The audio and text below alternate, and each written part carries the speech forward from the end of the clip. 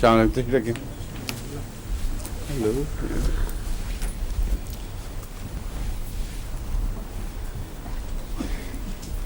Now, do you remember if we had covered sulfur or not before? Not yet. मुख्तलिफ जिक्र आता रहा है, लेकिन लगता है इस तरह से पढ़ा दी है, पढ़ाई नहीं है. शुरू करें फिर. सल्फर बड़ी अहम दवा है, बहुत बुनियादी दवा है. लिलियम टिक खत्म हो गई. लिलियम टिक शुरू की हुई थी. अच्छा अच्छा.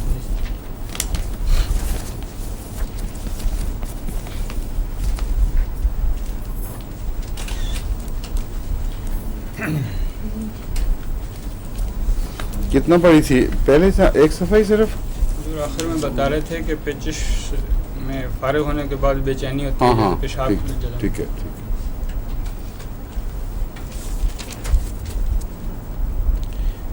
पेचिश हो और या पेशाब आए जलन के साथ, उसमें मरकौर में शुरू में भी होती है तकलीफ, और लगता यह है कि अब इजाबत होगी तो रिलीफ होगा, और पेशाब आएगा तो रिलीफ होगा, लेकिन वो जारी रहती है पहले भी और बाद में भी. नेट्रम्बोल में शुरू में नहीं बल्कि बाद में ज़्यादा होती है. जब वो पेशाब गुजरता है नाली से तो काटता चला जाता है उसको, इसलिए बाद में जलन रहती है तेज. लिलियम टिक में ज़्यादा अलामत मिलती है यही बाद वाली. सल्फर नेट्रम में और उसके दरमियान क्रॉस समझ लें आप इसको, मरकौर की तरह. कुछ साथ भी होती है, लेकिन बाद में देर तक इसकी स्मार्टिंग जलन पेचिश में भी और पेशाब में भी रहती है.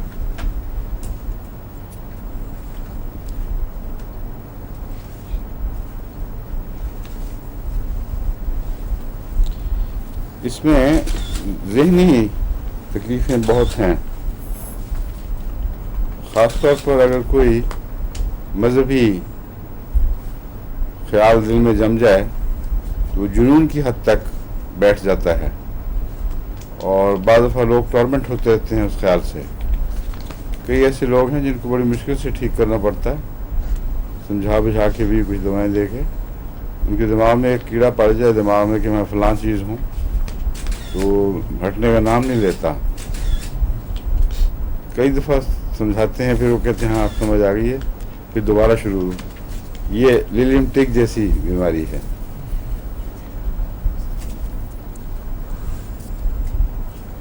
और साथ उसके डिप्रेशन भी होता है, उदासी भी होती है.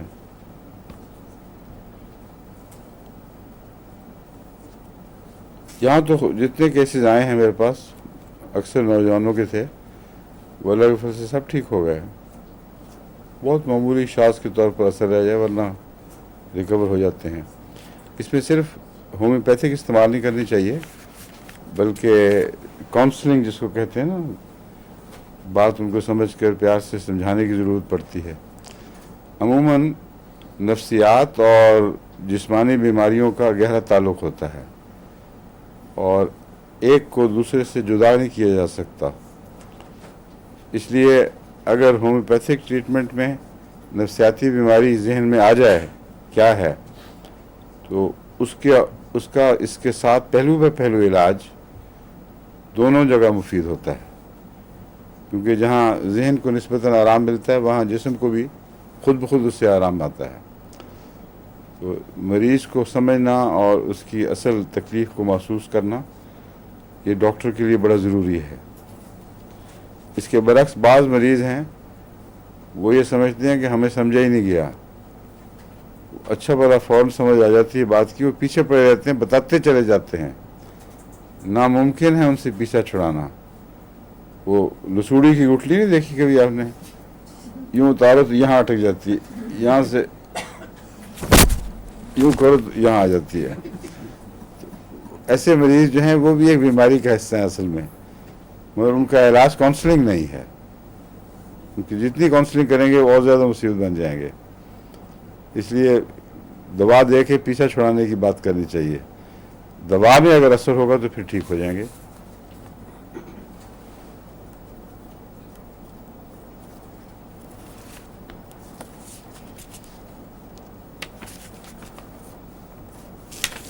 illogical ہوتے ہیں مریض ان کے اس کے للیم ٹگ والے. بعض لوگ بڑی فضول بحثیں کرتے ہیں, بہت ہی غیر معقول, مستقل طور پر جو سنجیدہ بیوقوف ہیں ان کی بات نہیں ہو رہی. یہ جو عام طور پر نوجوان بچیوں وغیرہ میں یہ چیز بعض دفعہ آ جاتی ہے, کسی وجہ سے تکلیف کی وجہ سے ضد پہ آ جائیں تو جان بوجھ کے بھی پتہ بھی ہے کہ یہ غلط بات ہو رہی ہے پھر بھی وہ دلیل دیتے چلی جائیں گی. ڈائٹنگ کے مارے ہوئے مریض جو ہیں اکثر اس بیماری میں مبتلا ہو جاتے ہیں. جو زیادہ سویئر ڈائٹنگ کریں ان کے ہاں سینس آف لاجک ختم ہو جاتی ہے. اکثر تو عارضی طور پر ہوتی ہے, لیکن جو مستقل اعصاب پر اثر پڑ جاتے ہیں ڈائٹنگ کے وہ پھر ٹھیک نہیں ہوتے, ساری عمر کے لیے ایک مصیبت ہے.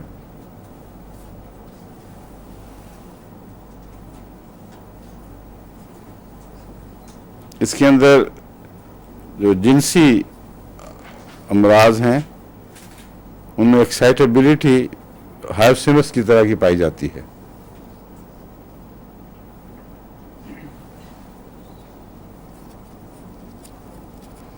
مزاج پلسٹیرا سے ملتا ہے گرمی سردی کے احساس کے لحاظ سے.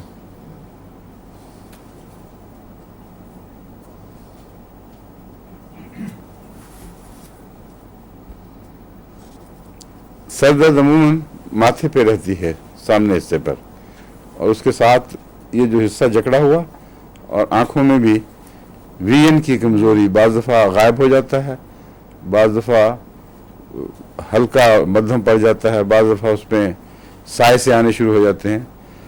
تو ماتھے کے فرنٹل حصے کی درد اور آنکھوں کا تعلق یہ للیم ٹگ کی طرف اشارہ کرتا ہے.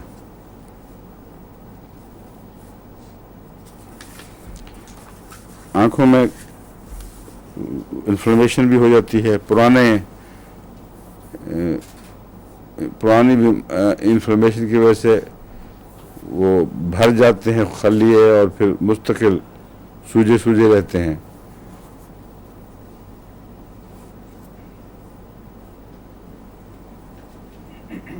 یہ میں آپ کو پہلے بتا چکا ہوں, ڈریگنگ ڈاؤن سینسیشن, ہاتھ سے پکڑ کے بار بار یوں اونچا کرنا, یہ احساس بھی للیم ٹگ میں بڑا نمایاں ہے.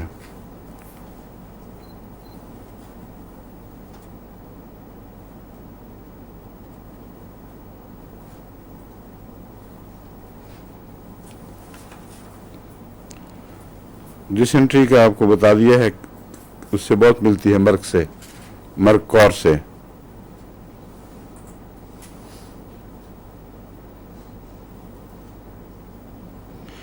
اس میں ایک چیز مرگ کور سے کچھ زائد بھی ہے کہ مرگ کور میں جب بھی تکلیف ہوتی ہے تو کچھ نہ کچھ اجابت موجود ہوتی ہے باہر نکالنے کے لیے, لیکن اس میں خالی پیٹ بھی جبکہ کوئی سٹولز نہیں ہیں, ہر وقت یہ احساس ہے کہ سٹولز ہیں, اس کو نکالنے کی کوشش کرے گا, خالی ٹینیسمس ہوگا, پیچ پڑے گا اور پھر واپس آ جائے گا.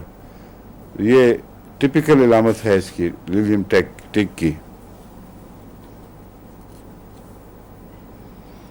اور منسٹرل علامتیں یہ ہیں کہ کم ہوتے ہیں اور چلنے پھرنے سے ہوتے ہیں, آرام کریں تو ہٹ ہی جاتے ہیں.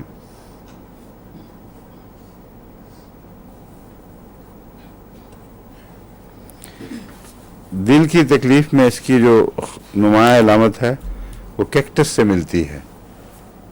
کیکٹس کی کیا نمایاں علامت ہے دل کی تکلیف میں, کسی کو یاد ہے؟ جکڑا یوں جس سے ایک دم وائس میں آ جائے, جکڑا جائے, جس کو جاپا پڑنا کہتے ہیں, تو اچانک مٹھی میں یوں قبضے میں بند ہو جائے, یہ علامت کیکٹس کی بڑی نمایاں ہے اور اس میں بھی پائی جاتی ہے.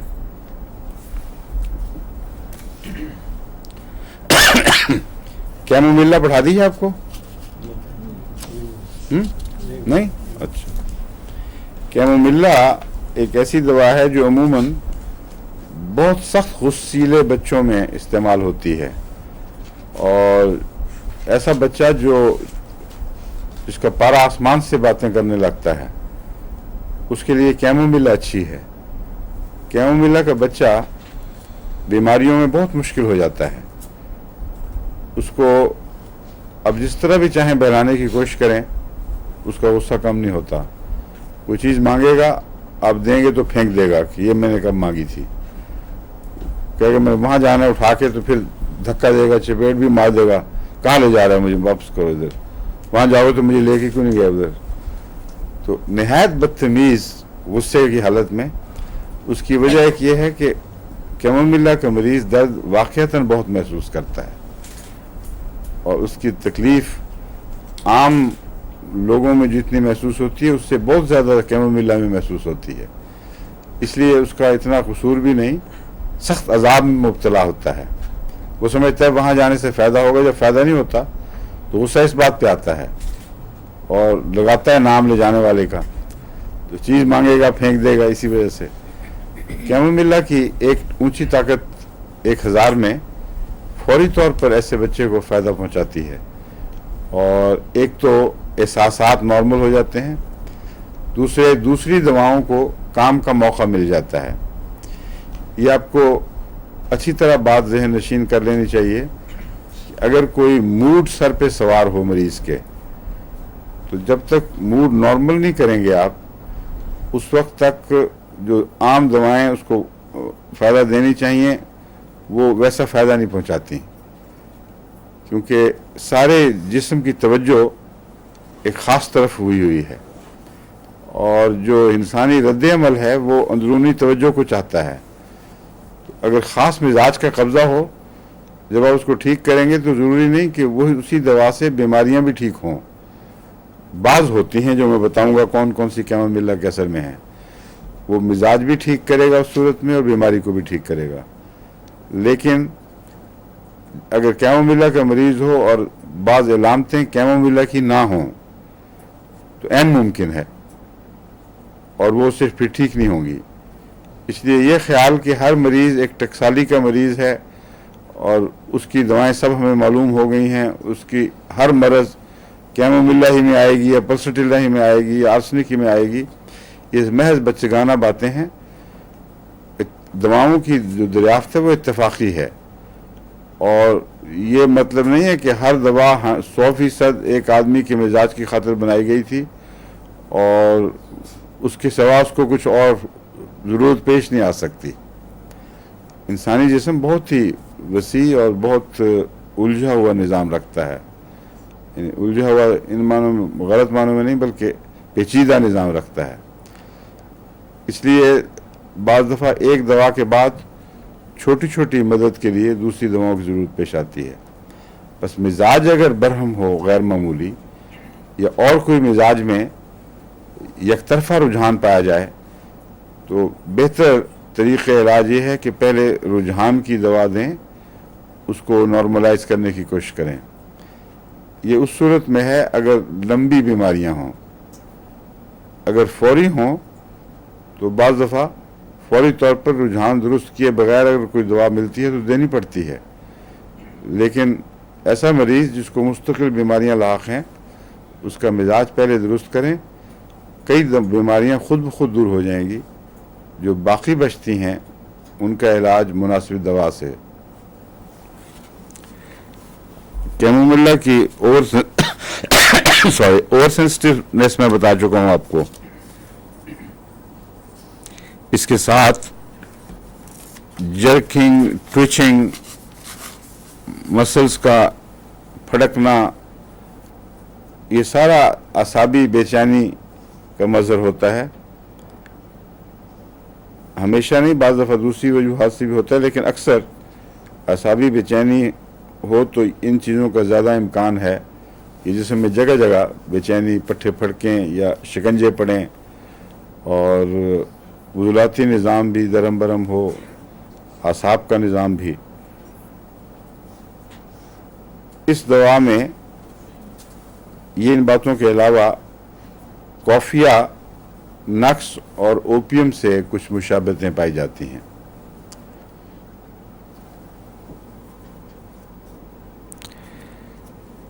सबसे पहली चीज़ तो ये कि कॉफ़ी भी गैर मामूली सेंसिटिव होती है, यानी कॉफ़ी का मरीज़ जूद हिस्स होता है, नक्सवामिका का भी जूद हिस्स होता है। और ओपीएम के मुतल्लिक ये गलतफहमी दूर होनी चाहिए कि ओपीएम का मरीज़ बज़ाहिर बेहिस होता है और बेपरवाह और स्टूपर की हालत में, लेकिन दर हकीकत ओपीएम से जो नींद की कैफियत है, अगर जहर के तौर पर ओपीएम काम करे तो दिमाग हमेशा मुश्तइल ही रहता है और सख्त बेचैन रहता है। जब आंख खुलेगी तो सुकून नहीं उसको मिलेगा। ओपीएम का जो पहला रद्द-ए-अमल है वो बेहोशी पैदा करने वाला है, और दूसरा है नर्व्स को ये तना देता है, उसमें खुश्की पैदा कर देता है, और उसकी वजह से कैमोमिला वाली कुछ इलामतें ज़ाहिर हो जाती हैं। इसलिए बाज़ ओपीएम के केसेस में सख्त गुस्सा पाया जाता है और वो अलग रहते हैं, क्योंकि उनको हर दूसरी चीज़ असाब में झंझनाहट पैदा करती है।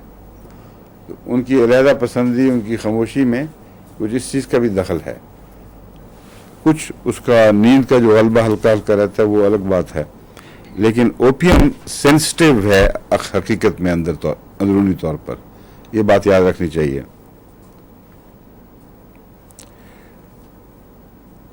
बच्चे जब मामूली तकलीफ़ों से, बुखार वगैरह से भी स्टिफ हो जाएं और कन्वल्शन शुरू हो जाएं, उनमें ये नक्स भी काम आता है, ओपीएम भी काम आता है, कैमोमिला भी और कॉफिया भी।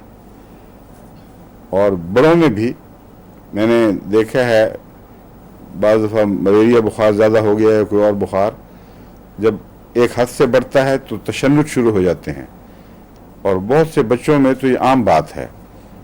उस वक्त नक्स से शुरू करना चाहिए, क्योंकि नक्स को मैंने बहुत मौसर पाया है। इसमें नक्सवामिका में दो ऐसे अज्जा हैं जिनमें ये मिजाज मिलता है, एक कॉपर क्यूप्रम और एक बेलाडोना। तो बेलाडोना में भी ये जोश बुखार के साथ तशन्नुज का पाया जाना, इसलिए पहले नक्सवामिका से ट्राई करना चाहिए, नक्सवामिका इस्तेमाल करना चाहिए। हाँ, अगर गुस्सा बहुत नुमाया हो तो कैमोमिला, और कुछ स्टूपर के असरात भी हों जैसे ओपीएम्स के ऊपर, उसमें एक और परेशान भी ये होती है कि आँखों की पुतलियाँ बराबर नहीं रहती। बाज़ दफ़ा एक पुतली सिकुड़ जाती है, एक फैल जाती है, मगर ये इंतहाई आगे बढ़े हुए अमराज में मिलता है। आमतौर पर चेहरे के ऊपर तमतमाहट सी है, जो डस्की तमतमाहट, कुछ उसमें स्याही माइल सा। जो ओपीएम की जो है ना स्याही की खून का यानी रंगत, उसमें हल्का सा स्याह साया ज़रूर होता है, और डस्की जस्की जिसको मैं कह रहा हूँ ना, और कुछ मिट्टी का सरंग आ जाता है। ऐसी सूरत में जब खून का दबाव भी हो और ये चीज़ें मिलती हों तो चेहरे से पहचाना जाता है ओपीएम का मरीज़। और एक और इसकी पहचान ये है कि जिल्द खुश्क होती है। बहुत खुश्क दवाओं में से है ये, जहाँ तक जिल्द का ताल्लुक है, जिल्द अमूमन खुश्क होगी। और एक तीसरी चीज़ जहाँ तक ज़ौक़ का ताल्लुक है, मीठे की ख्वाहिश बहुत बढ़ जाती है। बस ये अलामतें अगर इकट्ठी कहीं नज़र आएँ तो ओपीएम का साथ ख्याल आना चाहिए। मगर याद रखें, कन्वल्शंस में ये जूद हिस्सी की वजह से कन्वल्शंस पैदा करती है असल में, और उस मामले में नक्स और कॉफिया के बराबर है।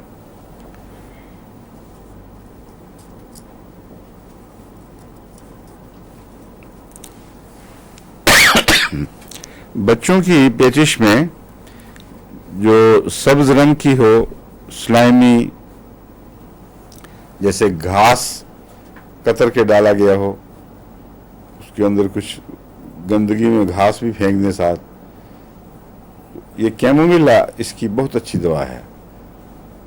بچوں کی پیچش میں اگر رنگ سبز ہو اور مزاج تیز ہو تو کیمومیلا، ورنہ ایپیکاک اس میں بہت اچھی ہے. ایپیکاک کے سٹولز کی علامتیں کیمومیلا سے ملتی ہیں، اور لیکن مزاج کا بہت نمایاں فرق ہے.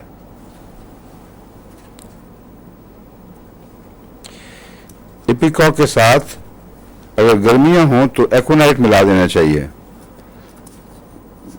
یہ مل کے بہت طاقتور دوا بن جاتی ہیں پیچش کی.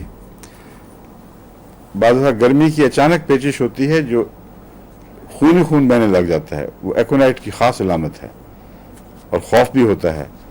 بس اگر غصہ ہو تو کیمومیلا، خوف ہو تو ایکونائٹ، اور ایپیکاک کے ساتھ ایکونائٹ ملایا جائے تو وہ بھی اچھا ہے.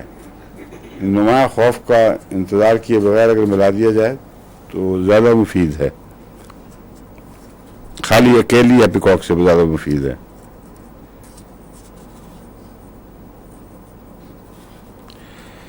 کیمومیلا میں ایک بات یہ ہے کہ اکثر دردیں گرمی سے آرام پاتی ہیں. کیمومیلا میں سوائے دانتوں کے اور چہرے کے اعصاب کے، جوز کے مثلاً، یہ اس کی خاص علامت ہے. اس کا کنولشن کو بھی ٹکور سے آرام ملے گا، ٹھنڈ سے نہیں ملے گا.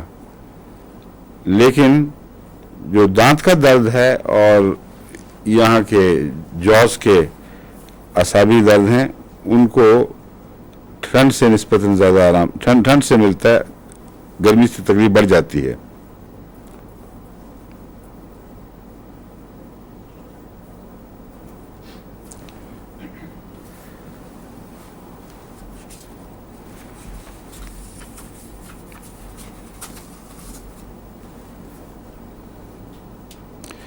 جو مستقل مزاجی علامتیں ہیں، ایک تو ہے نا کبھی اچانک کسی وجہ سے غصہ آ جائے اور ایک دم پارا چڑھ جائے. جو مستقل علامتیں ہیں وہ فراخ دلی کی کمی، ایک تو کنجوسی ہے نا، وہ تو مختلف مزاج والوں میں مل جاتی ہے، پرورش کا تعلق ہے، کچھ بیک گراؤنڈ کا. جو گہری مزاجی بات میں کہہ رہا ہوں، فراخ دلی کی کمی، بعض لوگ گھٹیا چھوٹا دل رکھتے ہیں، وہ کسی کی چھوٹی بات کو بھی نظر انداز نہیں کر سکیں گے. جو کچھ کمینگی جس کو کہہ سکتے ہیں، وہ اگر خساست میں پائی جائے تو یہ کیمومیلا کی علامت ہے. اور اسی لیے کیمومیلا کے غصہ والا مین ہو جاتا ہے، کیونکہ اس کی بنیاد میں یہ بات داخل ہے. چھوٹے دل کی وجہ سے کسی کی دوسرے کی پرواہ نہ کرنا، یعنی اگر کسی کو تکلیف ہے تو محسوس نہیں کرنا، اور کسی کی ضرورت ہے تو ٹھیک ہے، کوئی بات نہیں ہوتی ہے. تو یہ جو خساست ہے طبیعت کی گہری خساست ہے، اور اپنی ذات میں بہت بڑھ جاتا ہے معاملہ. تو بیلنس کی کمی ہو گئی ہے، باہر کے لیے خسیس اور اپنے لیے بالکل الٹ، اس کے برعکس. خود کے اوپر اپنی ذات پہ الٹے ہوئے لوگ جن کے اندر کچھ کمینی باتیں پائی جائیں، یہ بیسک بنیادی مریض ہیں کیمومیلا کے.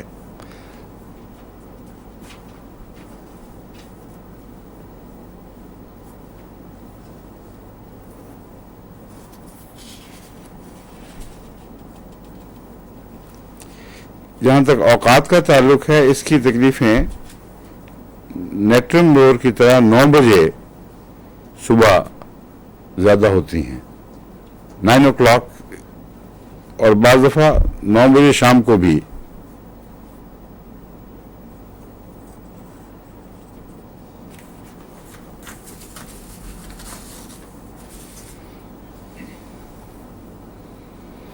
کانوں میں ہر طرح کی آوازیں، شور اور پٹاخے وغیرہ بجنا.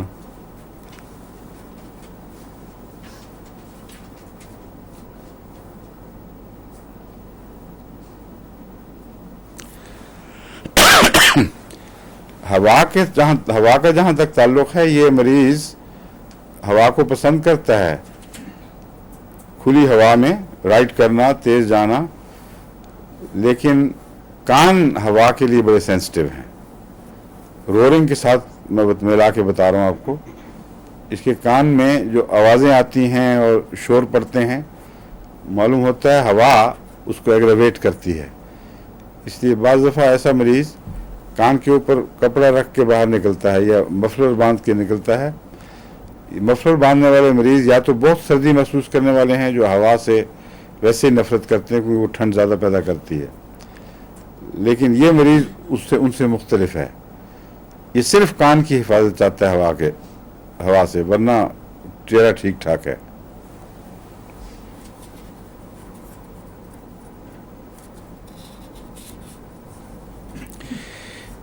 اس کے دانتوں کے درد کی ایک خاص علامت یہ ہے کہ دن کو غائب ہو جاتا ہے یہ درد، اور رات ہی کو آتا ہے صرف.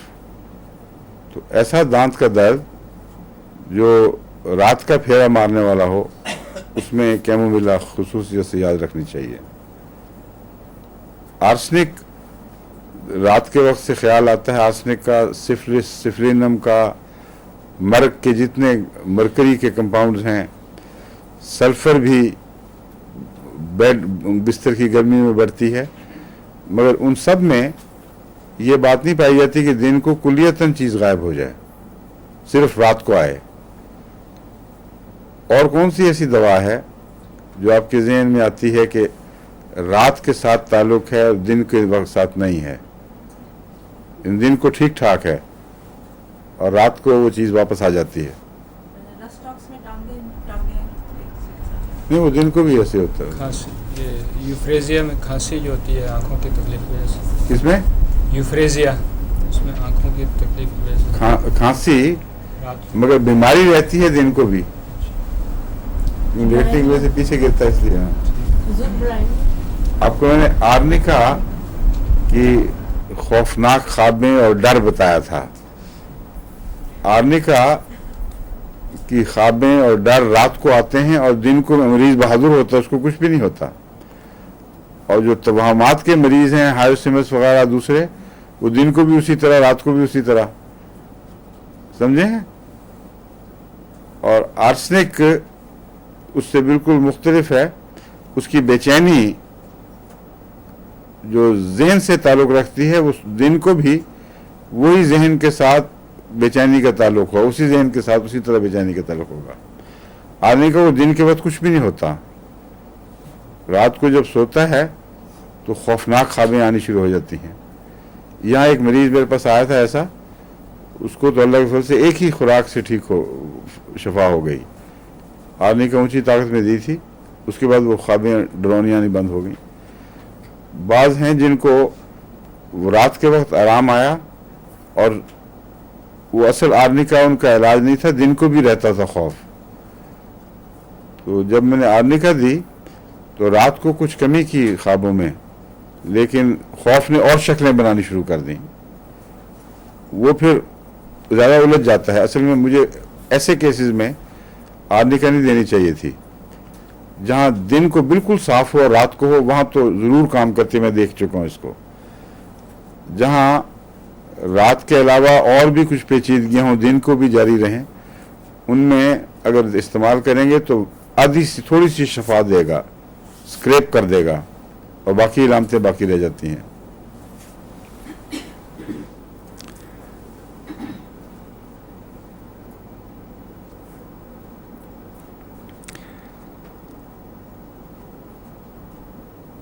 بس اس کا جو دانت کا درد ہے، یہ خاص بات ہے کہ رات ہی کو آتا ہے اور صبح غائب اور رات کو پھر دوبارہ آ جائے گا.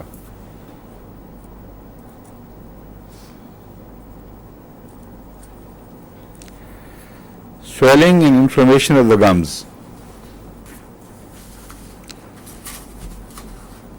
یہاں تک کہ ایپسس کا خطرہ ہو، ایسی سویلنگ انفلمیشن گمز کی ہو جو پھول جاتے ہیں. عام طور پر بے احتیاطی کرتے ہیں جو لوگ زیادہ صفائی نہیں رکھتے. بچوں میں ہر جگہ ہر عمر میں ملتی ہیں بیماریاں، لیکن اگر مستقل ایپسس بننے کا خطرہ ہو تو اس میں کیمومیلا کو یاد رکھنا چاہیے.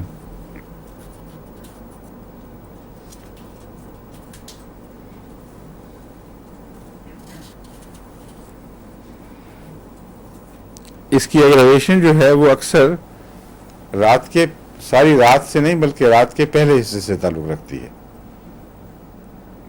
12-1 بجے تک جب رات الٹ جائے صبح کی طرف پھر یہ ختم ہونا شروع ہو جاتی ہے. تو خصوصیت سے رات کے پہلے حصے سے تعلق ہے. آرسنک کا ساری رات سے تعلق ہے. آرنیکا کی خوابیں ڈراؤنی خوابوں کا ساری رات سے تعلق ہے، مگر اس کا رات کے پہلے حصے سے زیادہ تعلق ہے.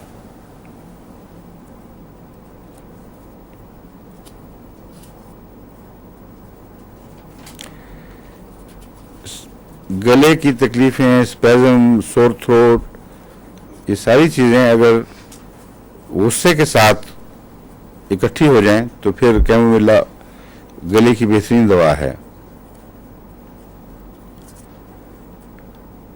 پیاس بڑی شدید ہوتی ہے اس میں.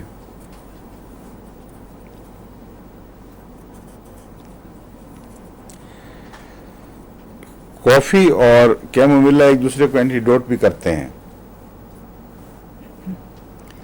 اگر کافی سے زیادہ پینے سے نیند اڑ جائے تو میں نے نقص فہمی کا دیکھا ہے، اس میں مفید ہے، لیکن پورے کے پورے کافی کے بد اثرات کو مٹانے کے لیے کیمومیلا بہت افیکٹو ہے. اور اسی طرح کیمومیلا کے بد اثرات کو مٹانے کے لیے کافی مفید ہے. ہومیوپیتھک باتیں جو بد اثرات ہیں وہ تو ہومیوپیتھک کے نہیں، لیکن جب اینٹیڈوٹ کریں گے تو ہومیوپیتھک میں اینٹیڈوٹ کریں گے. کافی پلا کے نہیں بلکہ ہومیوپیتھک کافی ڈوز دے کے.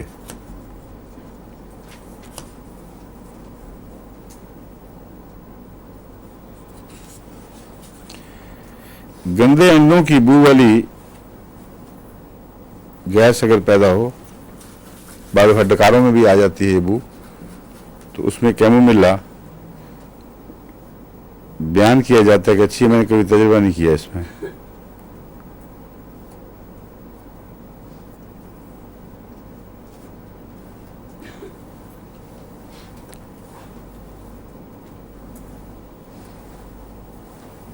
مورفین کا استعمال دردوں کے لیے استعمال ہوتا ہے، اکثر ہوتا رہتا ہے. خاص طور پر دل کے دورے میں تو مورفین ضرور دیتے ہیں یا دیا کرتے تھے پہلے. اس کا جو بعد کا اثر ہے اس سے الٹیاں آتی ہیں، اس میں کیمومیلا بہت مفید ہے. خاص طور پر ایلوپیتھک ڈاکٹرز جو روزمرہ استعمال کرتے رہتے ہیں مورفین، ان کو یاد رکھنا چاہیے کیمومیلا کی ایک شیشی ساتھ رکھا کریں.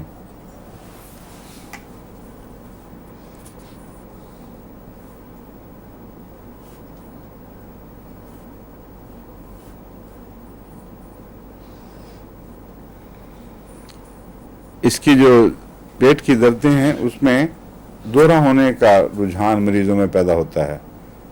یہ اور کس دوا میں ملتی ہے بات؟ ہاں، کولوسینتھ. آپ نے کیا کہا تھا؟ ٹھیک ہے، کولوسینتھ. آج آپ کی بیگم ہے نہیں یہاں یا وہ خاموش بیٹھی ہوئی ہیں آج؟ اچھا، میں نے کہا خاموش بیٹھی ہیں تو ان کو علاج ہونا چاہیے. بالکل بول نہیں رہی، آج کوئی بات ہے کچھ ایسی ہی بات جو چپ ہوں. غالب کہتا ہے نا وہ بات. تو ٹھیک ہے، اور ہیں یہاں بولنے والے ماشاءاللہ.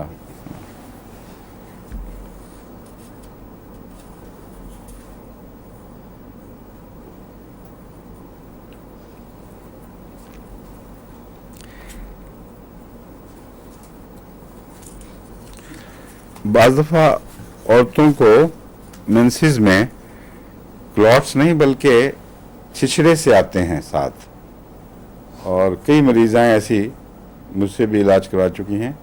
بعض لگتا ہے کہ جیسے میوکس ممبرین کا ایک ٹکڑا کٹ کے وہ ساتھ آیا ہے. اس میں کیمومیلا بہت اچھی ہے، بلکہ اس خصوصی مرض سے اس کا گہرا تعلق ہے کیمومیلا کا.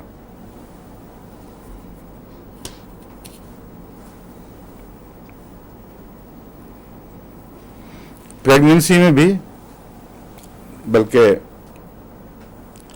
वज़ हमल के वक्त खसूसियत से क्रैम्पिंग जो पैदा होती हैं, अगर वो ख़ास क्रैम्पिंग हों, मसलन एक्टिया रेसिमोसा की सिमिस्ट्रीफ्यूजा वाली, तो वो किस तरह पहचानी जाती हैं, पता है किसी को? हाँ, नहीं, ये तो आपने कॉलोफैलम की मूवमेंट बनाई है। उसके आगे पीछे दर्द फैल जाता वो साइड्स पे, पहलू पे जाके भी तशन्नुज पैदा कर देती हैं, समझे हैं? और जिस पहलू मरीजा लेटती है उस तरफ तशन्नुज ज़्यादा होता है, और दर्दें बजाय इसके कि नॉर्मल बच्चे को पुश करने में मदद करें, वो पहलुओं पे चल जाती हैं। लेकिन अगर हर तरफ कैमोमिल हो तशन्नुजात, तो वो कैमोमिला है, समझे?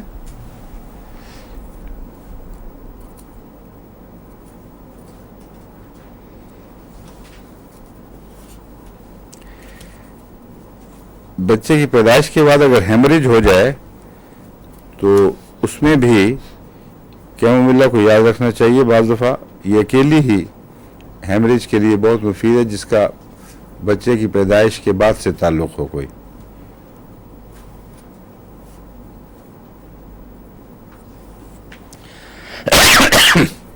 हाँ, इसमें क्रैम्पिंग अजीब है कि दूध पीते बच्चे से औरत को क्रैम्पिंग हो जाती है। जब वो दूध पिलाती है तो अगर तशन्नुज शुरू हो जाए जिस्म के किसी हिस्से में, तो एक अजीब सी इलामत है। ये कैमोमिला को याद रखें, ये आमतौर पर फौरी असर दिखाती है कैमोमिला ऐसी बीमारी में। कई ये एक बहुत शाज़ का मामला नहीं है, कई दफ़ा औरतें शिकायत करती हैं कि दूध पिलाते वक्त कभी यहाँ ऐंठन हो गई, कभी पाँव टांगों में, कहीं गर्दन के पीछे। तो कैमोमिला की एक दो खुराकें दें, वो बच्चे के लिए भी मुफीद होगी। बाज़ दफ़ा अगर बच्चे को दवा देनी हो तो माँ को दे दी जाए जो दूध पिलाती हो, बच्चे को फ़ायदा पहुँचता है, और बाज़ दफ़ा नहीं पहुँचता, इसलिए फिर वो बच्चे पर भी बरह रास्त ट्राई करनी चाहिए। अभी तक मैंने इसका फ़र्क नहीं महसूस किया, बाज़ जगह तो मैंने महसूस किया, मालूम नहीं कर सका कि क्यों हुआ। पुराने तजुर्बे में मुझे याद है कि बाज़ में माएँ जो दूध पिलाती हैं उनको दवा दो जो बच्चे की इलामतें हैं उसको ठीक पेश नज़र रख कर, तो फ़ौरन असर होता है और बच्चा ठीक हो जाता है। और बाज़ दफ़ा बिल्कुल कोई असर नहीं होता और वही नाकाम दवा बच्चे को दी जाए बराह रास्त, तो बच्चा ठीक हो जाता है।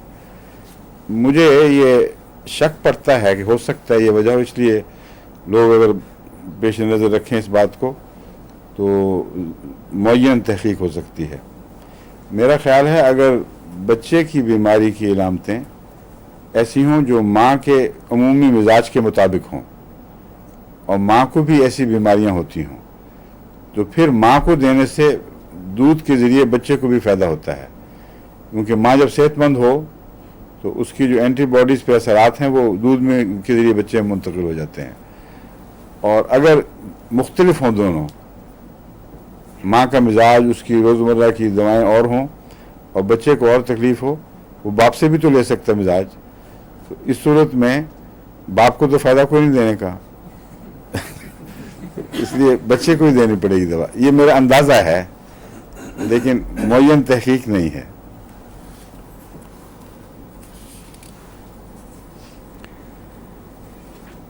बच्चा सोते में खांसता है या गुस्सा आने पर ज़रूर खांसता है, इसमें कैमोमिला बहुत अच्छी है।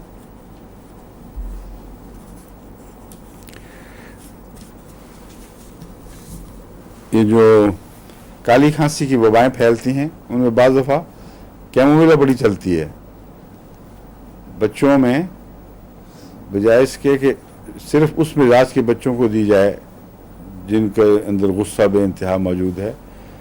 काली खांसी की बाज़ वबाओं का कैमोमिला से ताल्लुक़ है, इसलिए रब्बा में मैंने देखा है बाज़ दफ़ा बच्चों में कैमोमिला बहुत असर दिखाती है, लेकिन हर सीज़न में नहीं। अगर काली खांसी کا بچہ مریض ہو بچہ اور اس کا مزاج غصے والا ہو، پھر کیا ملا کام کرے گی.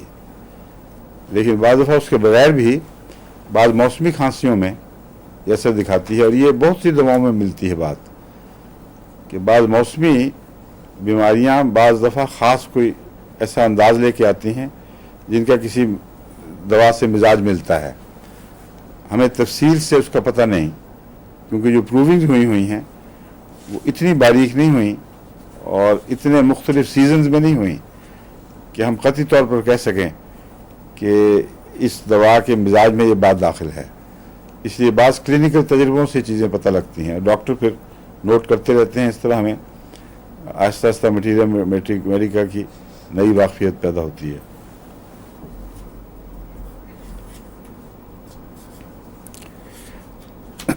اس میں بھی اینکشس ڈریمز، لیکن رات کے شروع کے حصے میں.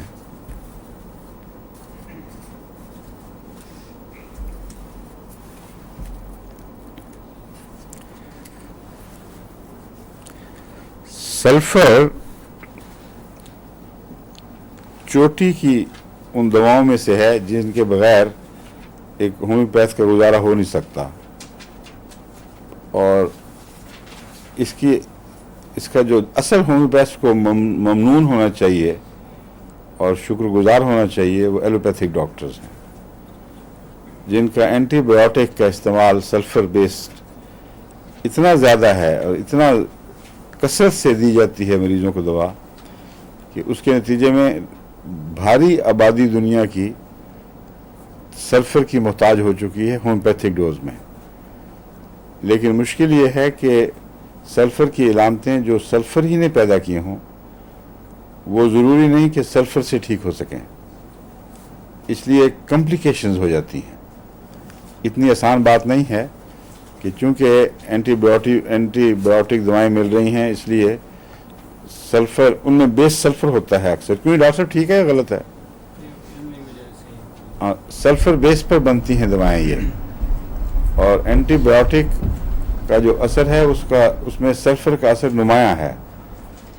اور سلفر یا کوئی بھی ایسا زہر ہو جو جسم میں علامتیں پیدا کرتا ہے، براہ راست اسی زہر سے اس کا علاج شاذ کے طور پر تو ٹھیک ہے مگر بالعموم نہیں ہوتا. اس سے ملتی جلتی دوا چاہیے، اور ہومیوپیتھک کا نام بتا رہا ہے کہ جس چیز سے جو مرض پیدا ہے اس سے اس کا علاج نہ کرو، بلکہ اس سے ملتی جلتے زہر سے اگر اس کی علامتیں ملتی ہوں اس کے علاج کی کوشش کرو. اس کو کہتے ہیں ہومیوپیتھی. اور اس کے برعکس بین ہی اسی چیز سے علاج کیا جائے اس کو ایسوپیتھی کہتے ہیں، بین ہی وہی چیز. تو ہم ہومیوپیتھی علاج کرتے ہیں، ایسوپیتھی علاج نہیں کرتے. لیکن اس کے باوجود بعض دفعہ ایسوپیتھی بھی ہومیوپیتھک میں استعمال کی جاتی ہے، اور جو نوسوڈز ہیں وہ سارے اسی اصول پر ہیں. جو نوزوڈز ہم دیتے ہیں اس کا مطلب یہ ہے کہ سورائنم کے مادے سے سورے کا علاج کرنا، میڈورائنم سے گونوریا کا علاج کرنا. اسی طرح بہت سی سفلینم ہے، اس سے سفلس کا علاج کرنا. اس کو کہتے ہیں، ہم سمجھتے ہیں عام طور پر کہ ہومیوپیتھی ہے. یہ ہومیوپیتھی نہیں ہے، یہ ایسوپیتھی ہے. وہی مرض وہی زہر جو مرض پیدا کر رہا ہے، اگر اسے بہت اونچی طاقت میں مریض کو دیا جائے، یعنی اتنا ہلکا کر دیا جائے کہ اس میں اصل کا کوئی وہم و گمان بھی باقی نہ رہے، تو بعض دفعہ وہ اس دوا میں بھی مفید ثابت ہوتا ہے، اس بیماری میں بھی. لیکن شفا وہاں دیتا ہے جہاں اس سے ملتی جلتی بیماریاں یا اس کے نتیجے میں کچھ اور تبدیلیاں آ جاتی ہیں، اس سے پھر اور بیماریاں پیدا ہوتی ہیں. تو دینا مفید ہے، لیکن یہ مرض کو کھول دیتا ہے. اور اس کے بعد پھر اصل جو زہر ہومیوپیتھک دوا کی صورت میں استعمال ہونے چاہیے उनकी निशानदेही हो जाती है। क्यों सलीम सब समझ गए हैं क्या एलोपैथी और होम्योपैथी में क्या फ़र्क है? बैठ बैठ के। हाँ हाँ नाक इस्तेमाल कर लिया जाए हैं। हाँ वही ठीक है। हाँ ये एलोपैथी है, बिल्कुल ठीक है। और जितनी भी ये एलोपैथिक में प्रोफिलेक्टिक जितने भी प्रोफिलेक्टिक इंजेक्शंस दिए जाते हैं, मसलन चेचक के लिए क्या कहते हैं उसको? नहीं, उसका इंजेक्शन को क्या कहते हैं? वैक्सीनेशन तो दरअसल हर बीमारी के जहर से जो चीज़ बनाई जाए उसको वो वैक्सीनेशन ही कहलानी चाहिए। लेकिन मेरा ख्याल है ख़ास तौर पर जो चेचक है उसके लिए वैक्सीनेशन कहते हैं। वैक्सीनिया उसको जो निकल जाते हैं उसको वैसे कहते थे। अच्छा, तभी फिर वैसे इम्यूनाइजेशन एक्चुअली अगेंस्ट, मगर इम्यूनाइजेशन का लफ्ज़ इस्तेमाल नहीं करते आमतौर पर, तो कहते हैं कि ये प्रोफिलेक्टिक है टीका। तो प्रोफिलेक्टिक उसूल में असल बीमारी का जहर इतना खफीफ कर दिया जाता है कि वो जिस्म पर कब्जा न कर सके और जिस्म को पैगाम दे दे कि ये तुम पर हमला हो रहा है। वो जो रद्द अमल जिस्म से ज़ाहिर होता है उसके नतीजे में बुखार भी होते हैं, जिस्म भी टूटते हैं और बहुत सारी चीज़ें पैदा होती हैं। होम्योपैथिक तहकीक से ये बात पता चलती है कि दरअसल वो जो रद्द अमल हैं उनमें कुछ इम्प्योरिटीज़ का और क्रूड होने का दखल है। अगर ऊंची ताकत में यही दवा होम्योपैथिक उसूल पर हल्की करके दी जाए तो वो रद्द अमल नहीं होते बल्कि और तरह के रद्द अमल होते हैं। अक्सर वैक्सीनेशन बनाते वक्त जो गंदे मादे बाद दूसरे रह जाते हैं, क्रूड मादे, उनकी वजह से जो रद्द अमल है उससे बुखार वगैरह पैदा होते हैं। मगर ये अलग बहस है। असल बात यह है कि वो एलोपैथी ही है असल में। एलोपैथिक में जितना प्रोफिलेक्टिक निज़ाम है आपका टीकों का वो एलोपैथी है और उसके नतीजे में मर्ज़ के होने से पहले ये दवा देते हैं, ये प्रोफिलेक्टिक कहलाती है। लेकिन मर्ज़ के दौरान ये टीका नहीं लगाते एलोपैथ्स, क्योंकि गालिबन वो बहुत ख़तरनाक साबित हो सकता है। क्यों जी? हाँ, इसलिए होम्योपैथिक और इस्तेमाल में आइसोपैथी के होम्योपैथिक इस्तेमाल और एलोपैथिक इस्तेमाल में ये फ़र्क है कि एलोपैथिक में आइसोपैथी अक्सर हिफ्ज़ मा तक़द्दुम के लिए इस्तेमाल होती है और होम्योपैथी में हिफ्ज़ मा तक़द्दुम के लिए भी, मगर बीमारी के ज़्यादा लंबा अरसा तक जिस्म का हिजूज़ बन जाने की सूरत में इसकी ज़रूरत पेश आती है। मसलन सेल में बेसिलिनम प्रोफिलेक्टिक के तौर पर भी और गहरी पुरानी मुज़मिन सेल के मरज़ में उसको जड़ों से उखेड़ने के लिए भी इस्तेमाल किया जाता है। सल्फ़र का मुतलिक मैं बता रहा था, ये बहुत इसकी इलामतें मिलती हैं। इसकी 2-3 जगह पे चंद जगहों पर इसका असर बहुत ही गहरा और नुमाया है। इसके जो हिट पॉइंट्स हैं उनमें एक लंग्स, एक जिगर और एक जिल्द, ये 3 नुमाया इसके हिट पॉइंट्स हैं, बड़ी शिद्दत से इन चीज़ों को मुतासर करती है। और तीसरी चीज़ वरीदें, जो नीले खून की रगें हैं उनको वरीद कहते हैं, नहीं वो हब्लुल वरीद था, उसी को कहते हैं अंग्रेजी में कहते हैं ना वेंस, उर्दू में कह रहा हूँ। हब्लुल वरीद जो है ना वो जगलर वेन का तर्जमा किया गया है, तो या उसका तर्जमा जगलर वेन किया जाता है। تو وینس سسٹم انگریزی میں جس کو کہتے ہیں، اور ہومیوپیتھک میں اسی وینس سسٹم کو پورٹل سسٹم بھی کہا جاتا ہے. تو portal system, venous system, portal کا تعلق تو غالباً لیور سے ہے. تو لیور بھی یہ نیلے کالے گندے خون کو وہاں سے منتقل کر کے اس کی طرف، لنگس کی طرف، اور پھر دل کی طرف منتقل کرتا ہے.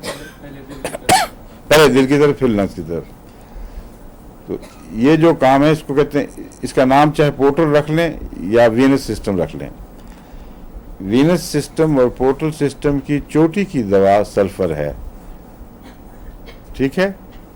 جلدی امراض اور گلینڈولر، جن میں سب سے زیادہ جگر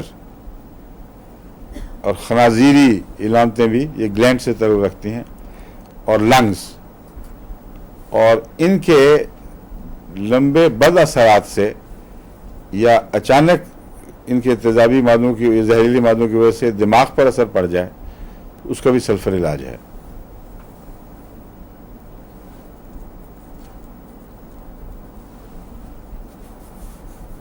ایلوپیتھک میں تو سلفر اور اصولوں پر استعمال ہوتی ہے،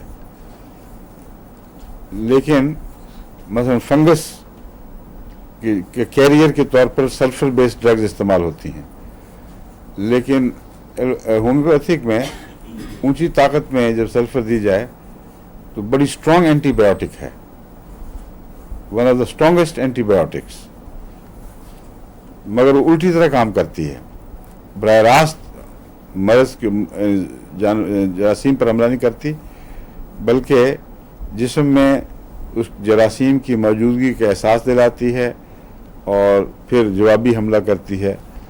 اور اس لحاظ سے کرونک انفیکشس ڈیزیز میں یا سیپٹک ڈیزیز میں آف اینڈ آن، یعنی وقتاً فوقتاً سلفر کی ضرورت رہتی ہے. باوجود اس کے کہ سلفر اور سلیشیا گرمی اور سردی کے احساس کے لحاظ سے ایک مختلف مزاج رکھتی ہیں، بلکہ متصادم مزاج رکھتی ہیں، اس کے باوجود سلیشیا اگر کسی مریض کو دے رہے ہیں آپ، تو کبھی کبھی سلفر 200 کی ہفتے میں ایک دو دفعہ خوراک دی جائے تو سلیشیا کے اثر کو دوبارہ تازہ کر دیتی ہے. اور صرف سلیشیا سے ہی نہیں بلکہ دوسری دواؤں سے بھی اس کا یہی سلوک ہے، جس کا مطلب یہ ہے کہ بنیادی طور پر دفاعی نظام کو بیدار کرنے میں، عمومی بیداری پیدا کرنے کے لیے، اس کو بوسٹ دینے میں سلفر بہت اچھی دوا ہے. عادتوں کا توڑ ہے، اور عادتوں کا توڑ ہونا گہرا اس کی ذات میں پایا جاتا ہے. اس لیے ڈرگ ایڈکشن میں بھی اس کی کوئی شکل ضرور کام آنی چاہیے. جہاں تک شراب کے نشے کا تعلق ہے، وہ میں خود تجربہ کر کے دیکھ چکا ہوں. جرمنی جب میں پچھلی دفعہ جماعت کے فنکشن میں گیا تھا، سوال جواب کی مجلس میں، وہاں ایک مشرقی جرمنی کے ایک دوست تھے، ذرا نسبتاً کو غالباً 40 سے اوپر، 50-60 کے لگ بھگ ہوں گے، لیکن لڑکھڑاتے ہوئے مائکرو فون پر آئے اور اسی ڈرولنگ زبان میں جو نشیائیوں کی ہوتی ہے، میں پیسے بیمار ہیں بہت، میں نے کہا سہارا دو، پکڑو. تو کافی دیر لگائی انہوں نے بتانے میں کہ وہ الکوہلک ہیں، اور اتنے خطرناک الکوہلک ہیں کہ کوئی علاج، ہاسپٹلائز بھی ہو چکے ہیں، کوئی علاج ان کے کام نہیں آیا. اور اس وقت بھی وہ کہتے تھے میں اپنا بوز ساتھ لے کے آیا ہوں. بوز سے اس کو شراب کو کہتے ہیں، ہاں، وہ بوتل پکڑ رکھی ہوئی تھی وہاں ساتھ انہوں نے، تو میں رہ ہی نہیں سکتا. تو ان کو میں نے سلفیورک ایسڈ بتایا کہ ایک قطرہ 1 گلاس پانی میں حل کر کے تو روزانہ دن میں 3 دفعہ استعمال کریں. وہی 1 گلاس کا پانی 3 خوراکیں بنا لیں. اور اس کے 2-3 مہینے کے بعد، مجھے تو یاد بھی نہیں رہا تھا، ایک احمدی دوست جو ان کو دراصل ان کے واقف تھے، برلن سے، ایسٹ برلن سے لے کے آئے تھے، ان کا خط آیا کہ وہ बिल्कुल शफायाब हो चुका है। चंद दिन के अंदर अंदर उसकी क्या पलट गई, शराब ही से नफरत हो गई। ये मैं आपको इसलिए वाकया बता रहा हूँ कि इस बात को ज़हन नशीन कर लें कि सल्फर का आदात से ताल्लुक़ है। इसलिए ज़रूरी नहीं कि हर दफ़ा जब कोई दवा असर कम कर दे और दिखा चुकी हो पहले, उसमें आप उसकी ताकत ही बढ़ाएं। बाद दफ़ा ज़्यादा बढ़ाने से फिर वो काम नहीं करती। ये ताकतों का मसला बहुत पेचीदा है अभी तक, इस पे होम्योपैथी में बहुत काम होने वाला है। लेकिन ये मैंने देखा है, ये 30 ताकत में काम कर रही है, 200 में देंगे तो बाद दफ़ा नहीं करती, बाद दफ़ा करती है। लेकिन हर ऐसी दवा जो फ़ायदा पहुंचा चुकी हो, अगर बीच में सल्फर के इंट्रोडोज करेंगे तो अचानक फिर दोबारा फ़ायदा पहुंचाना शुरू कर देगी। इसका मतलब है जिस्म की नींद से इसका ताल्लुक़ है, आदत से ताल्लुक़ है, आदत को तोड़ती है।